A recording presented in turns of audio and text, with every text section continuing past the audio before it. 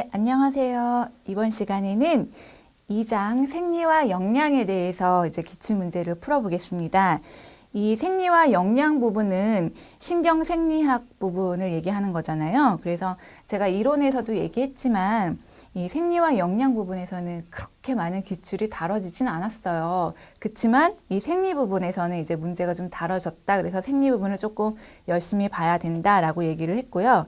사실 그 1장이나 다른 장 같은 경우는 이제 심리학의 사조를 이해를 한다거나 응용을 하는 것들이 나오는데 이 2장 부분은 사실 이해를 요구한다기보다는 이제 암기 위주의 과목이에요. 그래서 이거는 그냥 단순 암기를 하는 수밖에 없습니다. 그래서 이 생리 부분에서 나왔던 것들이 뭐 뇌체계, 그다음에 신경계, 신경 호르몬 이런 부분들이 나왔는데 이런 것들이 뇌의 체계와 뭐 호르몬, 그다음에 신경계 이런 전달 물질들이 심리학과 심리와 어떤 영향이 있는지를 보려고 이 심리학에 이제 넣어놓은 거예요. 그래서 신체 기관과 심리적인 상태를 연결지어서 설명을 하려고 이 생리와 영양이라는 파트가 들어갔습니다. 그리고 중요한 거는 생리 부분이 중요하다라는 거를 다시 한번 강조를 하겠습니다. 네, 그럼 이제 1번부터 문제를 풀어보겠습니다. 시냅스란 무엇인가? 이 시냅스 부분이 이 생리 부분에서 생리와 영양 부분에서는 많은 문제들이 나왔습니다. 그래서 제가 이론에서도 그림을 그렸지만 다시 한번 그림을 그려서 설명을 좀 해보도록 할게요.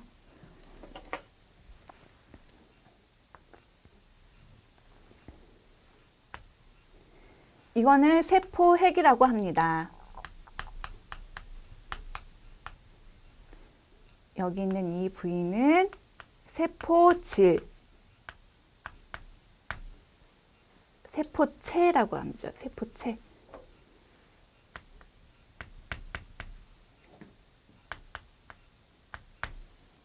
핵을 가지고 있는 그 부분을 이제 세포체라고 합니다. 여기에는 길다랗게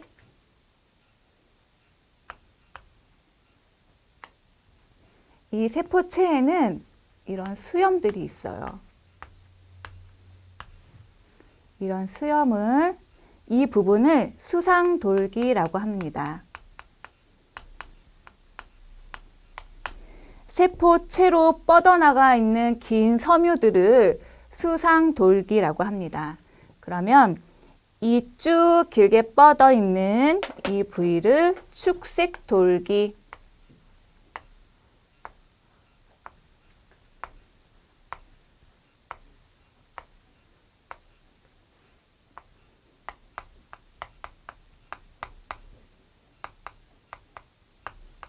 축색돌기라고 하고, 이 맨 끝에 있는 이 부위를 종말단추,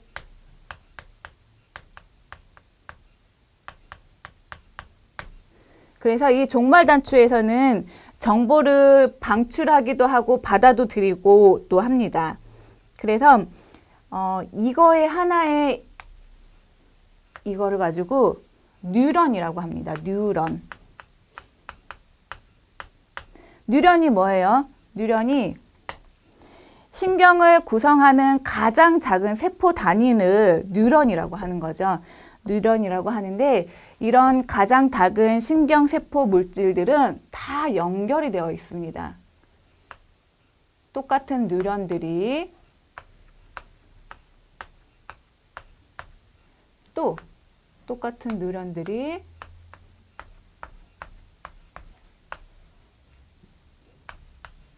이렇게 연결이 되어 있는데 이 부분 종말 단추와 끝에 있는 이 종말 단추와 앞에 있는 이 수염 부분 수상돌기가 만나는 이 지점을 시냅스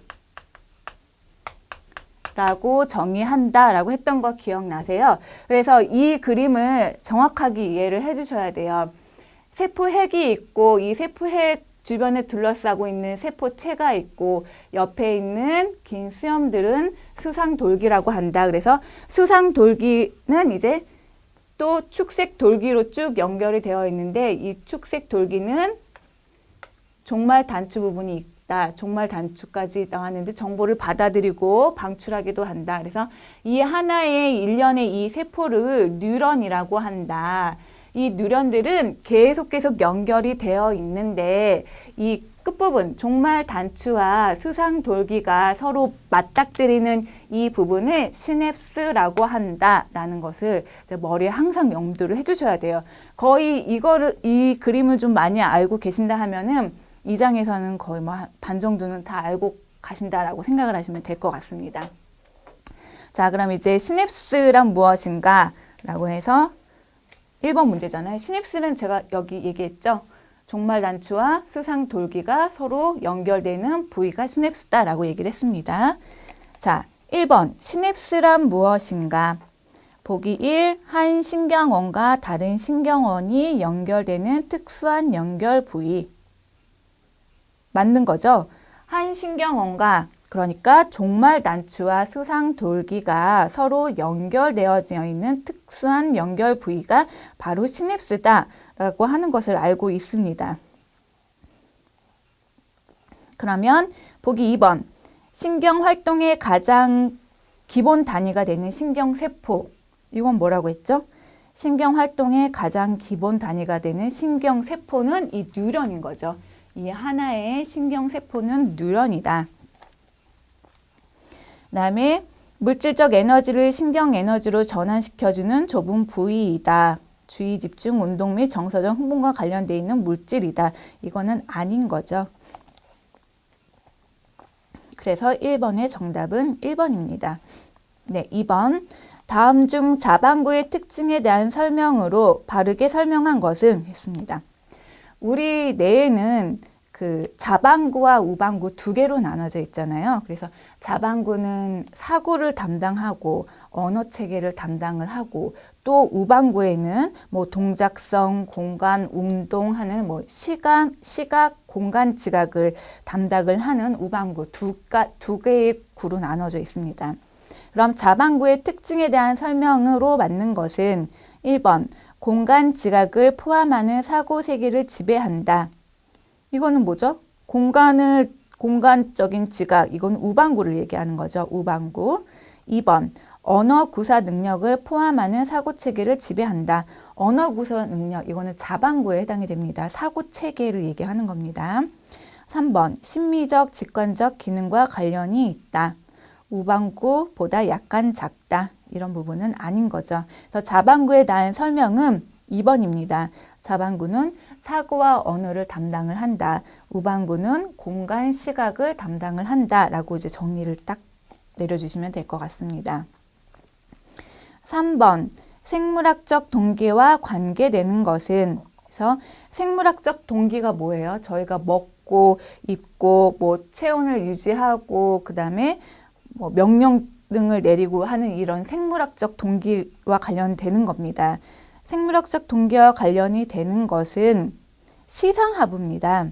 시상하부라고 해서 저희 교재에도 나와 있지만 다양한 동기 조절 기능, 자율신경계와 뇌분비계를 통제하는 부분을 시상하부라고 해요. 그래서 이 시상하부는 생물학적 동기와 관련이 있습니다.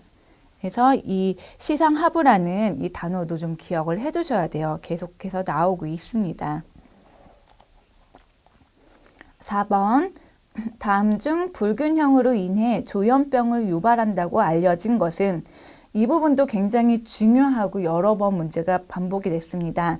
도파민, 노르에프테프린, 엔돌핀, 그다음에 아세틸콜린 이런 부분이 나왔는데, 일단은 도파민은 과다하게 분비가 되면 정신분열증이 되지만 과소 분비가 되면 파킨스병이 됩니다. 그래서 그리고 이 그 불균형이 됐을 때 나타나는 거는 이제 조현병이라고 알아두시면 돼요. 그래서 도파민 하면 크게 생각해야 되는 게, 도파민은 과다 분비가 되면 정신분열증, 과소 분비가 되면 파킨스병, 그다음에 불균형이 나타나면 조현병, 이렇게 정리를 해주시면 될 것 같습니다.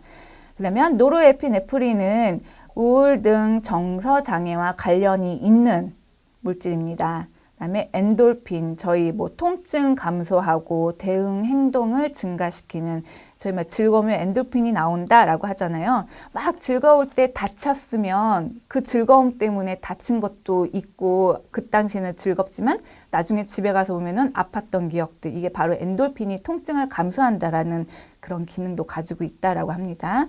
그다음에 아세틸콜린 4번을 보면은 이거는 근육 운동, 그다음에 학습과 기억, 수면 장애, 그다음에 부족할 때는 아세틸콜린이 부족하다.